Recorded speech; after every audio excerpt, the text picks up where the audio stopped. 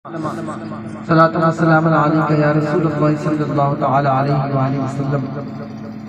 اس سے پہلے میں کبھی یہاں بڑے ڈاٹ شاید نہیں آیا، پہلی مرتبہ شاید میں یہاں آیا، ہو سکتا ہے کہیں آیا ہوگا تو اس جگہ پہ ادھر نہیں آنا ہوا ہے میرا۔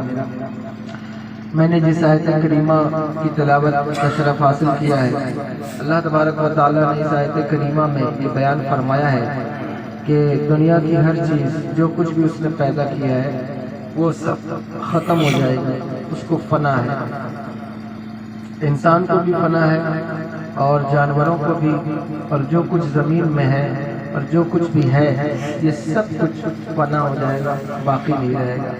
باقی رہنے والی چیز صرف اللہ تبارک و تعالیٰ کی ذات مقدسہ ہے کہ صرف وہی باقی رہے گا، باقی کچھ بھی باقی نہیں رہے گا، سب کچھ ختم ہو جائے گا۔ تو اس آیت کریمہ میں ایک عبرت ہے، ایک درس ہے۔ تھوڑا سا ایکو اس کو کم دیجیے، بالکل کم کر دیجیے، ہاں بس ٹھیک ہے، اتنی بات ٹھیک ہے، سمجھ میں آ رہی ہے بات۔ تو ساری چیزیں فنا ہو جائیں گی، اللہ کی ذات باقی رہے گی۔ قیامت دھیرے دھیرے قریب آ رہی ہے اور قیامت کی نشانیاں بھی ظاہر ہو رہی ہیں، دھیرے دھیرے قیامت کی نشانیاں ہمارے سامنے آ رہی ہیں۔ جو کچھ میرے آقا سرور دو عالم صلی اللہ تعالیٰ علیہ وآلہ وسلم نے ارشاد فرمایا ہے، دھیرے دھیرے وہ نشانیاں ظاہر ہو رہی ہیں۔ حضور نے ارشاد فرمایا تھا بہت ساری نشانیاں قیامت کے بارے میں، اس میں ایک چیز حضور نے ارشاد فرمائی کہ جب انسانوں میں کتوں کی صفت پیدا ہو جائے تو سمجھ لینا کہ قیامت بہت قریب ہے۔ دھیرے دھیرے انسان میں کتوں کی صفت پیدا ہوتی جا رہی ہے۔ کتوں کی صفت کیا ہے کہ کتا بہت سارے کام کرتا ہے، اس میں ایک کام یہ ہوتا ہے کہ وہ کسی کے منہ میں ہڈی دیکھ نہیں سکتا کسی دوسرے کتے کے منہ میں، اور اسے جھپٹنے کی کوشش کرتا ہے، چھین لیتا ہے۔ یہ صفت انسانوں کے اندر بھی داخل ہو رہی ہے کہ ہم کبھی بھی کسی کا مال و متاع، کسی کی عزت و حشمت، کسی کا منصب جب ہم دیکھتے ہیں تو ہمیں یہ لگنے لگتا ہے کہ کیسے یہ منصب جو ہے اور کیسے یہ دولت جو ہے وہ ہم اس کے ہاتھ سے لے لیں، جبکہ منصب دینا، جاہ و حشمت دینا، وقار دینا یا دولت دینا یا عزت و مرتبہ، یہ سب کچھ اللہ عطا فرماتا ہے، اللہ کے کرم سے ہے۔ اللہ جس کو چاہے اس کو عزت عطا فرمائے اور جس کو چاہے اس کو ذلیل کر دے۔ اللہ کہتا ہے وَتُعِزُّ مَن تَشَاءُ وَتُذِلُّ مَن تَشَاءُ، اللہ جسے چاہتا ہے اسے عزت دیتا ہے، اللہ جسے چاہتا ہے اسے ذلت دیتا ہے۔ کسی کو اللہ نے دولت دی ہے، کسی کو سرمایہ دیا ہے، تو اس پر تمہیں حسد کرنے کی کیا ضرورت ہے اور تمہیں اس سے جلنے کی کیا ضرورت ہے؟ تمہارا بھی مالک وہی ہے، اس کا بھی مالک وہی ہے۔ اگر تمہیں وہ چیزیں چاہیے تو اس سے لوٹنے کی کوشش نہ کرو، بلکہ اپنے رب سے فریاد کرو کہ میرے مولا مجھے بھی یہ چیز عطا فرما دے، تو اس کی رحمت کا دروازہ کھلا ہوا ہے، وہ جب چاہے تمہیں عطا فرما دے۔ تو اپنے دل میں حسد نہ رکھو، کسی سے جلن نہ رکھو کہ کسی کے پاس مال و دولت دیکھی تو بس سوچنے لگے کہ کیسے اس مال و دولت کو ہم حاصل کر لیں۔ کوئی بہت بڑی زمین کا مالک ہے تو لوگ سوچتے ہیں کہ کیسے اس کی زمین جو ہے وہ تھوڑی بہت ہمارے قبضے میں آ جائے۔ یہ چیزیں اچھی بات نہیں ہیں، اور یہ جو ہے وہ ایک صفت کتوں کی میں نے بتائی کہ یہاں ان کی بھی ایک یہ صفت ہے۔ دوسری صفت کتوں کی یہ ہے کہ وہ جو ہے وہ جب جمع کرتے ہیں اپنی مادہ کے ساتھ، کتیا کے ساتھ، تو ان کے اندر شرم و حیا نہیں ہوتی ہے۔ جہاں ان کا دل چاہا روڈ پر، سڑک پر، چوراہوں پر وہ یہ حرکت کرنے لگ جاتے ہیں۔ اور یہ بھی صفت انسانوں کے اندر دھیرے دھیرے پیدا ہو رہی ہے۔ دیکھو کیا کچھ نہیں ہوتا شہروں میں، نوجوان اور کالج کے، یونیورسٹیز کے نوجوان ہیں، بچے ہیں، لیکن کیا کچھ ان کے اندر خرابیاں نہیں پیدا ہو رہی ہیں۔ ابھی یہ آج 28 دسمبر ہے آج، ہے نا، ابھی 29، 30، 31 جو 31 دسمبر ہوتا ہے، 31 دسمبر کی شب میں جب نیا سال شروع ہوتا ہے اور تو نہ جانے کیا کچھ یہ کرتے ہیں اور کیا کچھ خرافات نہیں ہوتی، یعنی دنیا بھر کی خرافات یہ نوجوان کرتے ہیں۔ حالانکہ یہ مسلمانوں کا طریقہ نہیں ہے۔ مسلمانوں کا اسلامی سال جو ہے وہ محرم الحرام سے شروع ہوتا ہے، 1 محرم سے شروع ہوتا ہے۔ مسلمان کیا اسلام اتنا تنگ ہے کہ اس کا اپنا مہینہ بھی نہیں؟ ایسا نہیں ہے، اس کے اندر مہینے کا نظام بھی جو ہے وہ حضور سرور دو عالم صلی اللہ علیہ وسلم نے عطا فرمایا ہے۔ بلا شبہ ہم بھی جنوری فروری کا استعمال کرتے ہیں، تو ہم یہ نہیں کہتے کہ نہیں یہ ہم نہیں مانتے، ایسی بات نہیں ہے، لیکن اس کے اندر جو خرافات ہوتی ہے 31 دسمبر کو وہ کتنی شدید ہے۔ سب سے بڑی چیز اس میں عورت اور مرد کا اختلاط ہے کہ وہ آپس میں ملتے ہیں، لڑکیاں ہیں، لڑکے ہیں، نوجوان ہیں، کبھی سمندروں کے کنارے نائٹ کلب میں رات بھر جو ہے وہ فحاشی ہوگی، شراب کی بوتلیں کھلیں گی اور جو ہے وہ گرل فرینڈز اور بوائے فرینڈز جو ہے وہ آپس میں مل کر نہ جانے کیا کچھ کریں گے۔ اگر تمہیں یہی حرکت کرنی ہے اور یہ کام کرنا ہے تو اپنے آپ کو پھر مسلمان کیوں کہتے ہو؟ مسلمان ہو کر کے ایسا کام، چلو دوسری قوم ایسا کام کرے تو خیر ان کا عمل ان کے ساتھ ہے، ہمارے لیے فرمایا گیا لکم دینکم ولی دین، لیکن یہ کہ اگر برائی کسی بھی قوم میں پیدا ہو جائے تو یہ برائی سارے معاشرے کے لیے برائی ہوتی ہے۔ عورت اور مرد کا بغیر نکاح کے، غیر محرم کا ایک دوسرے کے ساتھ ملنا یہ بڑی زبردست اور بڑی خرافات کی بات ہے، اور بہت زیادہ اس سے وبا، بلائیں، مصیبتیں، اللہ کا عذاب نازل ہوتا ہے۔ ابھی کرونا پیریڈ چل رہا تھا تو ہمیں کہا جا رہا تھا کہ سوشل ڈسٹینسنگ بنا کر رکھیے۔ سوشل ڈسٹینسنگ کا مطلب کیا؟ فزیکل ڈسٹینسنگ ہے، اصل میں سوشل ڈسٹینسنگ کوئی لفظ نہیں ہے۔ سوشل ڈسٹینسنگ کا مطلب تو یہ ہو جاتا ہے کہ ہم رابطہ ہی چھوڑ دیں، یہ مطلب نہیں ہے۔ جسمانی طور پر دوری بنائے رکھنا یہ تھا اس میں۔ تو اب کیونکہ اگر ایک دوسرے سے ملو گے تو یہ مرض پھیلے گا، لیکن عورت اور مرد جب بغیر نکاح کے مل جاتے ہیں اس سے جو مرض پیدا ہوتا ہے وہ بڑا زبردست مرض ہے، اس سے جو بلا وبا پیدا ہوتی ہے وہ بڑی زبردست وبا اور بلا ہے۔ تو نوجوانوں کے لیے بھی یہ بات میں خاص طور پر کہہ رہا ہوں، کیونکہ پروگرام ریکارڈ بھی ہو رہا ہے، تو جو لوگ سنیں گے دیکھیں گے ان کے لیے بھی میں بہت، یہاں تو اتنے لوگ نہیں ہیں، گاؤں کا ماحول ہے اور ہم تبلیغی دورے پر آئے ہوئے ہیں، لیکن جو لوگ سنیں گے انٹرنیٹ کے حوالے سے ان کے لیے بھی یہ پیغام میں پہنچا رہا ہوں کہ خدا را اپنی جو بچیاں ہیں، جو بہنیں ہیں، وہ اپنی عصمت کی حفاظت کریں، اپنی عزت کی حفاظت کریں، اور تمہاری عزتیں اتنی سستی نہیں ہیں کہ نیو ایئر کے سیلیبریشن پر کوئی تمہاری عزتوں کا کھلواڑ کر دے اور تمہاری عزتوں کو تار تار کر دے۔ 2-4 روپے کے گفٹ کے آگے تم اپنی عصمت کا سودا نہ کرو، اپنی عزتوں کا سودا نہ کرو۔ آج کی اس 31 دسمبر کی رنگین رات کو چھوڑ کر اپنی قبر کی رات کو یاد کرو کہ جب وہ تاریخ رات آئے گی تو تمہارے لیے کیا ہوگا اور تمہارے پاس کیا ہوگا اور کیا انتظام ہے تمہارے پاس اس رات کے لیے۔ تم مسلمان ہو، میرے آقا سرور دو عالم صلی اللہ تعالیٰ علیہ وآلہ وسلم کی مقدس شہزادی کی کنیز ہو، اپنی عصمت کا خیال کرو، اور نوجوانوں ذرا اللہ سے ڈرو، خوف کرو۔ پچھلا سال کتنا خطرناک گزرا ہے، تمہارے کتنے دوست دنیا سے رخصت ہو گئے، کتنے رشتہ دار، اعزہ، احبہ، اقربا، والدین، کون نہیں رخصت ہو گیا۔ کورونا کے پیریڈ میں بزنس مین جو تاجر تھے ان کا بزنس تباہ ہو گیا، کتنی ٹھیلا لگانے والوں نے سوسائڈ کر لی، خودکشی کر لی، کہ نہ جانے کیا کچھ نہیں ہوا اس سال میں۔ پھر ایک نیا سال جس کو تم مانتے ہو کہ چلو یہ نیا سال ہے، ہمارا نیا سال تو محرم سے شروع ہوتا ہے، لیکن اگر یہ شمسی مہینے کا نیا سال شروع ہو رہا ہے تو کیا یہ طریقہ ہے نئے سال کے استقبال کا؟ کیا زنا کر کے نئے سال کا استقبال کیا جائے گا؟ جو لوگ اپنے آپ کو مہذب کہتے ہیں، جو لوگ اپنے آپ کو تہذیب یافتہ کہتے ہیں، کیا تمہارے اندر اتنی بھی تہذیب نہیں بچی؟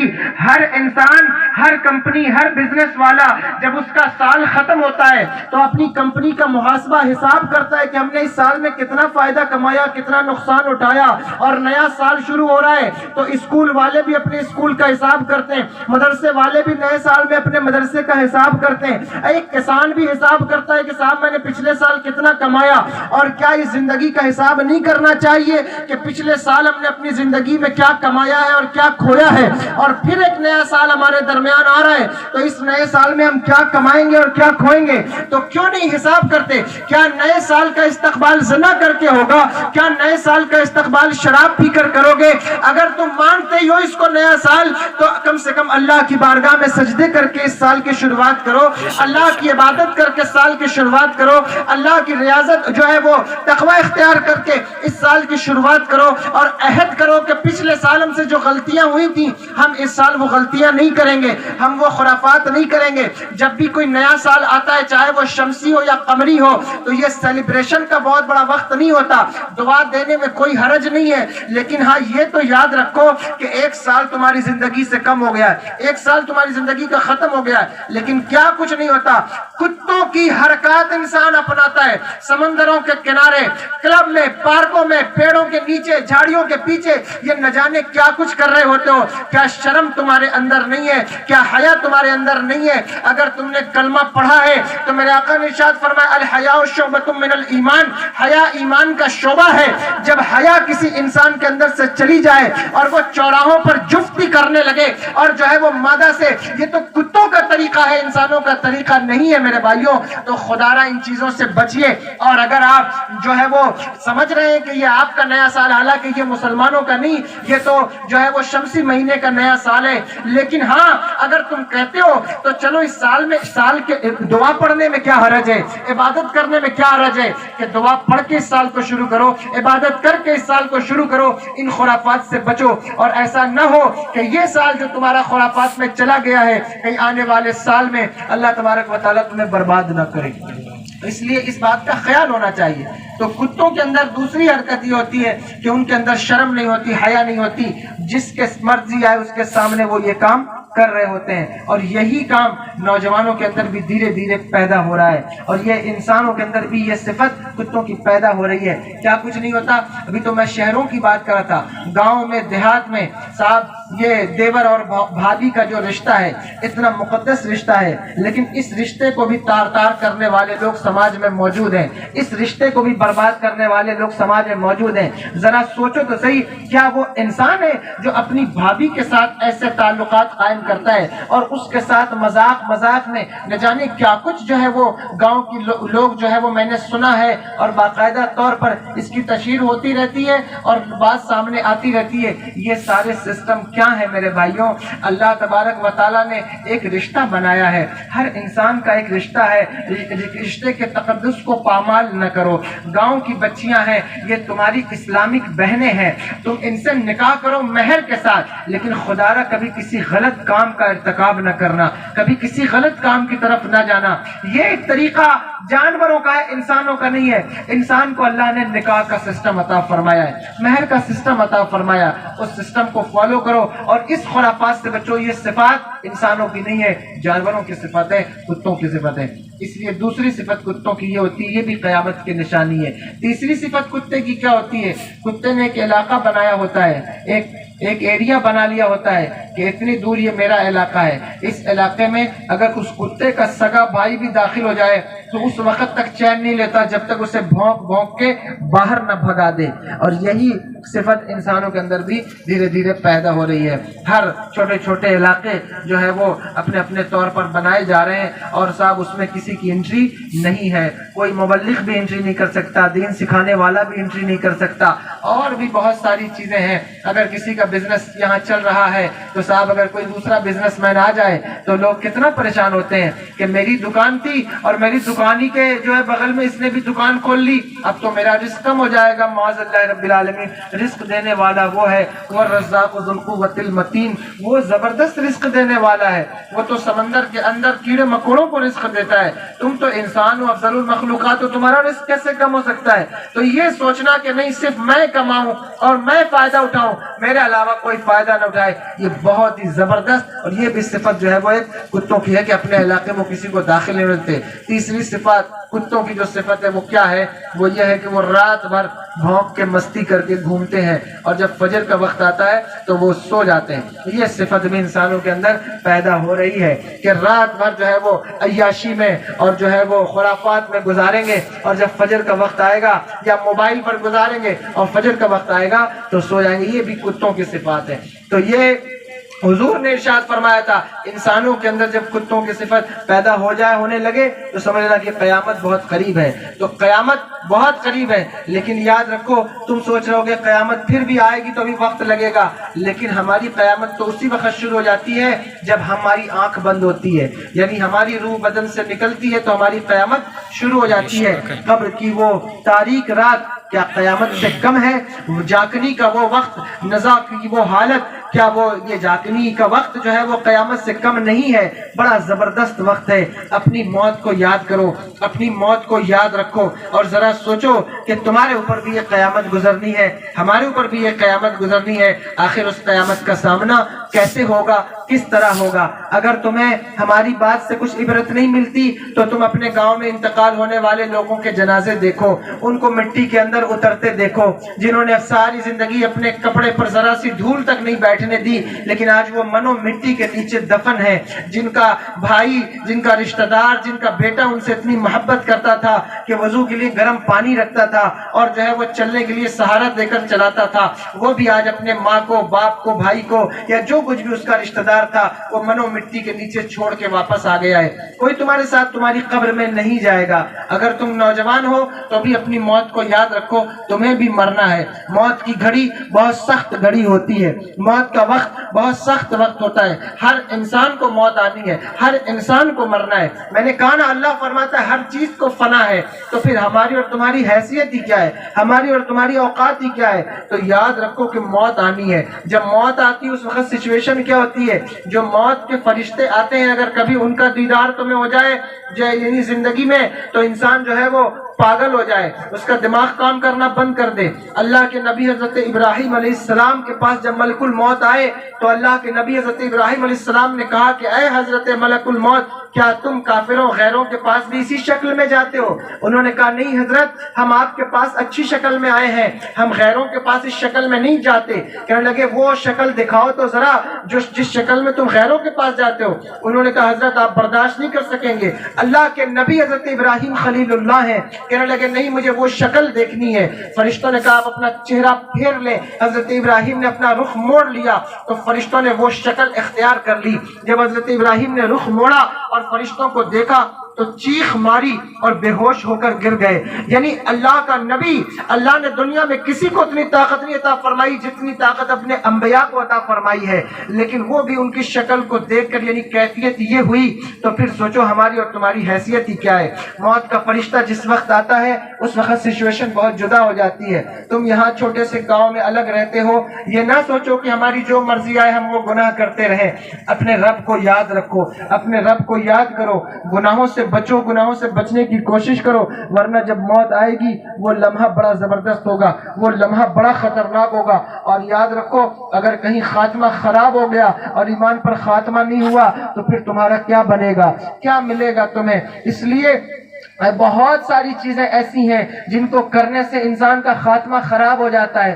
تکبر کو کرنے سے، گھمنڈ کرنے سے خاتمہ خراب ہو جاتا ہے. آج دیکھو گاؤں کے لوگ ذری سی بات میں کیسے موچ پہ تاؤ دے کر کے تکبر کرتے ہیں، گھمنڈ کرتے ہیں کہ ہماری اتنی زمین ہے تم ہم سے کیا بات کر رہے ہو، ہمارے 10 لڑکے ہیں تم ہم سے کیا بات کر رہے ہو، ابھی ہمارے پاس طاقت ہے تم ہم سے کیا بات کرو. ذری سی بات میں 10 سال دشمنیاں تمہاری باقی ہیں، 20 سال کی دشمنی تمہاری باقی ہے. کسی سے کہو کہ حاجی صاحب فلاں صاحب دشمنیاں ختم کر دو، وہ کہتے ہیں نہیں صاحب ہماری زندگی میں تو ختم نہیں ہو سکتی. ہم کہتے ہیں تیری زندگی میں ختم نہیں ہو سکتی تو پھر تیرے بعد تیرے بچے بھی یہ دشمنی نبھائیں گے. وہ تو تمہیں مرنے کے بعد پتا چلے گا کہ یہ دشمنی زیادہ اچھی تھی یا مصالحت زیادہ اچھی تھی، صلح کرنا زیادہ اچھا تھا، لوگوں کو معاف کرنا زیادہ اچھا تھا، یا لوگوں سے تکبر غرور گھمنڈ کر کے زندگی گزارنا زیادہ اچھا تھا. حضور ارشاد فرماتے ہیں جو شخص میری امت کے لوگوں کو معاف کرنے کا جذبہ نہ رکھتا ہو وہ اللہ سے معافی کی امید نہ رکھے. اگر چاہتے ہو کہ اللہ معاف فرما دے تو تم بھی لوگوں کو معاف کر دیا کرو. گھمنڈ، اکڑ، تکبر یہ ساری چیزوں کو اپنے ختم کر دو، اس سے خاتمہ خراب ہوتا ہے. یعنی مرنے کے وقت کلمہ نصیب نہیں ہوتا اور خاتمہ کفر پر ہو جاتا ہے. اور اگر کسی کا خاتمہ کفر پر ہو جائے تو پھر اس کے پاس کیا ہے؟ ہمیشہ کے لیے اس کے لیے عذاب ہے، ہمیشہ کے لیے جہنم کی آگ ہے. اس لیے اپنے خاتمے سے ڈرو کہ مرتے وقت ہمیں کلمہ نصیب نصیب ہوگا یا نہیں ہوگا. ضروری نہیں ہے کہ جو مسلمان گھر میں پیدا ہوا ہو, مسلمان بن کے رہا ہو, مسلمانی کے طور پر اس کا نکاح ہوا ہو, ضروری نہیں ہے کہ اس کا انتقال بھی مسلمان کی حیثیت سے ہی ہو جائے. اللہ فرماتا ہے وَلَا تَمُوتُنَّ إِلَّا وَأَنْتُمْ مُسْلِمُونَ, تمہیں موت نہ آئے مگر یہ کہ تم مسلمان رہو. اللہ نے تاکید کے ساتھ